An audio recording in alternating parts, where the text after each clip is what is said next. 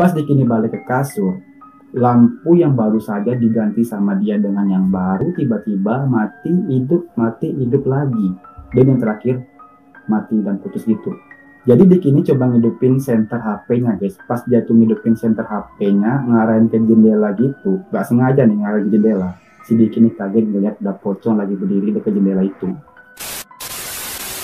Hello everybody, balik lagi dengan aku Ducita Mading. Terima kasih sudah klik video ini. Seperti biasa, kisah-kisah horor. Jadi siapkan mata kalian dan tetap tenang, enjoy dan jangan panik, dan tetap hati-hati kadang mereka benar-benar ada. Stay terus di sini guys, dan kemana-mana biar nggak ketinggalan cerita-cerita horornya, dan lupa di subscribe. Masih di Ducita Mading guys. Cerita kali ini berdasarkan kisah nyata dari si pengirim cerita itu guys. Dia ini, si pengirim cerita ini guys, menceritakan pengalamannya saat pertama kali dia ini tinggal dan menempati rumah barunya.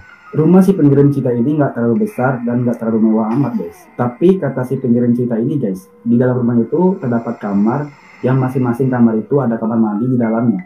Nah, kejadian-kejadian aneh pun mulai terjadi di rumah baru itu guys. Baru 3 hari mereka sekeluarga menempati rumah itu. Udah banyak aja kejadian-kejadian atau penampakan-penampakan aneh di dalam rumah itu. Gimana, masih penasaran dengan kelanjutan cerita dari si pengirim ini? Seperti biasa sebelum aku lanjut, siapkan dulu cemilan kalian guys. Jika sudah siap, kita mulai.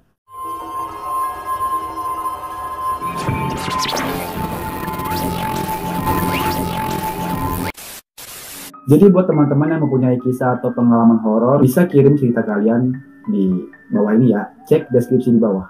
Oke, kita mulai pada tahun 2015. Yang dimana yang punya cerita ini baru saja pindah rumah ke rumah barunya. Jadi sebut saja nama dia ini Diki. Diki ini asli Pekanbaru. Jadi si Diki ini bercerita pas pertama kali dia ini sekeluarga pindah ke rumah baru yang sudah siap huni dan sudah selesai bangunnya guys. Awal mulanya keluarga Diki ini nggak tahu asal usul tanah yang dibeli sama bapaknya ini. Cuman bapaknya doang yang tahu asal mula tanah yang dibeli sama dia. Perlahan-lahan tanah kosong itu pun dibangunlah sebuah rumah dan sekarang rumahnya sudah 80% dan siap huni. Di hari pertama mereka keluarga tinggal di rumah itu, pas masuk rumah itu guys, masuk rumah barunya itu, hawa-hawanya mulai negatif. Jadi pernah suatu hari nih, ibunya lagi bersih-bersih belakang rumah, kamar mandi, dapur, segala macam. Nah kalau nggak salah itu jam 3 sore guys. Jadi pas si ibunya ini lagi bersihin kamar mandi, si ibu ini ngerasa kayak ada yang merhatiin dia gitu dari pintu sebelah depan kamar mandi. Pintu sebelah depan kamar mandi. Pintu depan kamar mandi. Jadi di depan kamar mandi itu ada ruangan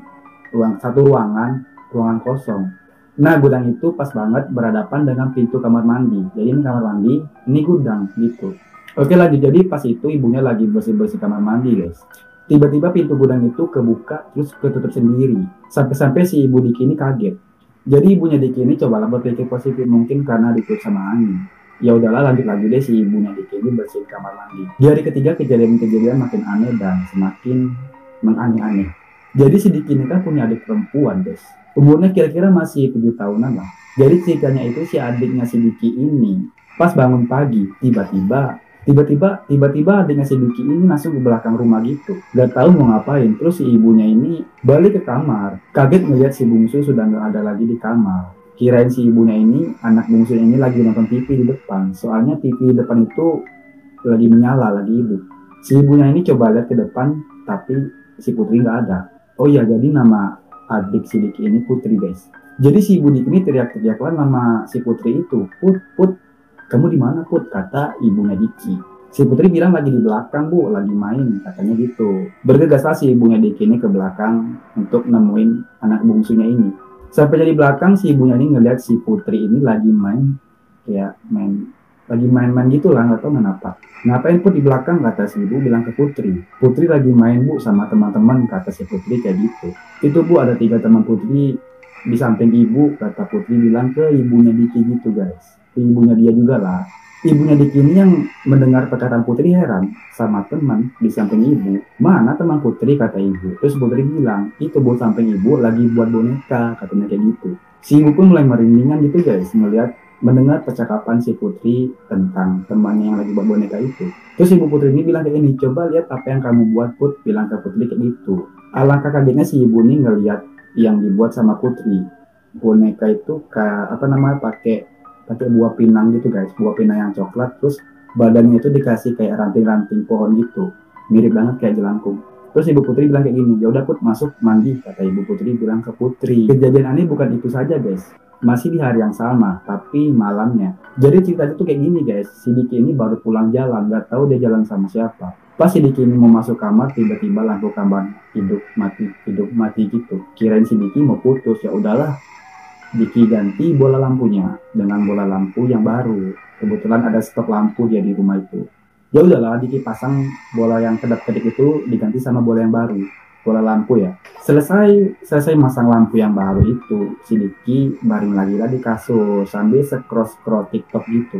Nah, lagi asiknya scroll TikTok, dia ini kaget. Ya walaupun ada rasa takut dan menggebu-gebu, si Diki ini nekat untuk ngecek ke kamar mandi. Pas si Diki ini ngecek, nggak ada siapa-siapa dan posisi klosetnya itu guys masih sama seperti sebelumnya dan nggak ada bekas-bekas air gitu, kering masih. Heran si Diki pas si Diki ini balik ke kasur untuk melanjutin scroll TikToknya. Pas Diki ini balik ke kasur, lampu yang baru saja diganti sama dia dengan yang baru tiba-tiba mati hidup lagi. Dan yang terakhir mati dan putus gitu.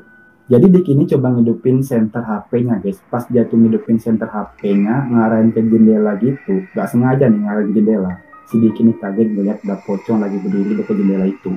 Langsung merincik si Diki ini keluar kamar, teriak-teriak histeris sampai bapak sama ibunya keluar semua. Terus nanyain ke Diki, ada apa Ki, tengah malam kamu ini teriak-teriak, kata bapaknya kayak gitu.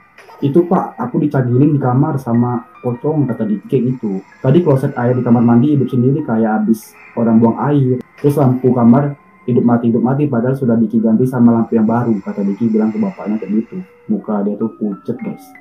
Sumpah, pucat. Ibunya pun juga bilang, ada apa sih dengan rumah ini?